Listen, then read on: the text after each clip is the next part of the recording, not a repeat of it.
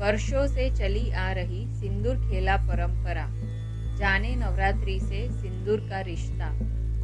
बंगाल के विभिन्न शहरों में दुर्गा पूजा की रौनक देखने के लिए दूर दूर से लोग आते हैं।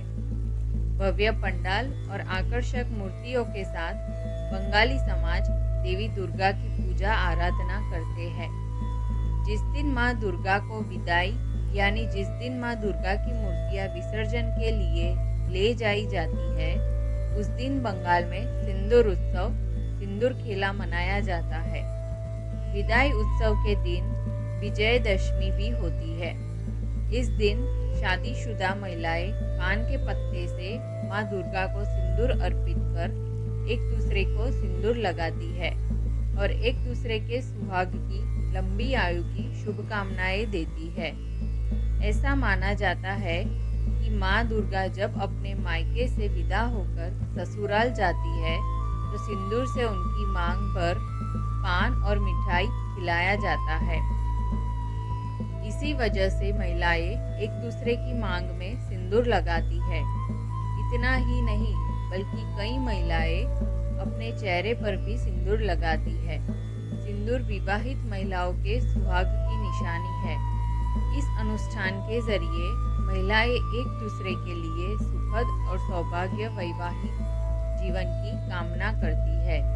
जाने कब शुरू हुआ सिंदूर खेलने की परंपरा।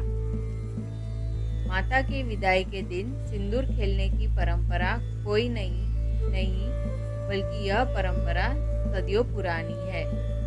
मुख्य रूप से सिंदूर खेला परंपरा का बंगाली समाज में बहुत महत्व है।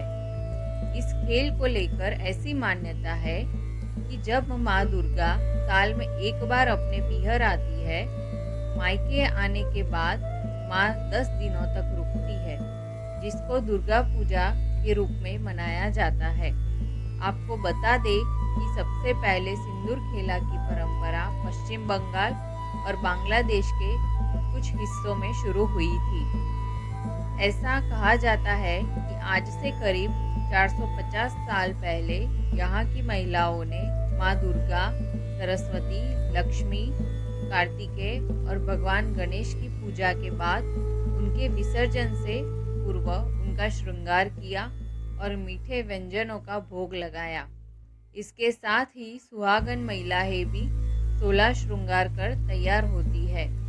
तैयार होने के बाद सभी महिलाएं माता दुर्गा को लगाए गए सिंदूर से अपनी और दूसरी विवाहित महिलाओं की मांग भरी। भोग अनुष्ठान। प्रतिमा विसर्जन के दिन अनुष्ठान की शुरुआत महाआरती से की जाती है। आरती के बाद देवी माँ को शीतला भोग अर्पित किया जाता है। कोचूर शाक, पंता भात और इलिश माछ को भोग के रूप में शामिल किया जाता है। पूजा के बाद इस भोग को प्रसाद के रूप में बांटा जाता है। पूजा के दौरान माता के ठीक सामने एक दर्पण को रखा जाता है ताकि भक्त माता रानी के चरणों के दर्शन कर पाए। दर्पण में माता के चरणों के झलक दिखने को लेकर यह मान्यता है कि जिसे माँ दुर्गा के चरण दर्पण में दिख जाते हैं, उन्हें आशीर्वाद की प्राप्ति होती है। देवी बोरन की बारी।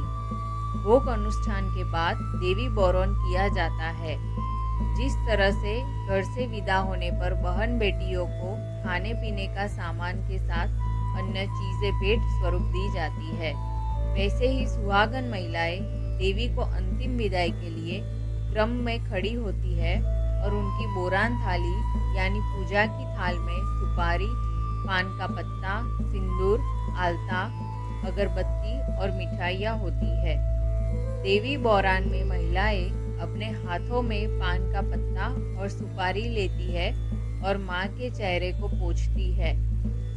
माता के चेहरे को पोंछने के बाद माँ को सिंदूर लगाती है। सिंदूर लगाने के बाद महिलाएं शाखा और पोला, लाल और सफेद चूड़ियाँ माता को पहनाकर विदाई करती है। इस प्रथा को ही देवी बोरन कहा जाता है।